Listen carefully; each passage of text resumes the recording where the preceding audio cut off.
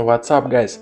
Сегодня я хочу поговорить о такой криптовалюте, как биткоин. Биткоин у нас торгуется в настоящее время по 96 456 долларов.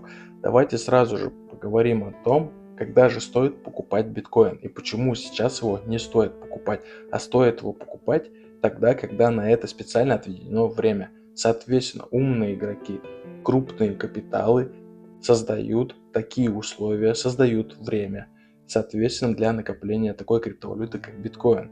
В это время нужно покупать, когда они накапливают. Соответственно, граалем является то, что называют анчейн анализом. Да, те игроки уже в плюсе на 500%, соответственно, биткоин заканчивает свой сезон. Сейчас у нас идет биткоин сезон. Возможно, формируется последняя ступень. С вами был свой криптоконцентрат. Если ты хочешь больше знать о криптовалюте, пиши мне в Telegram.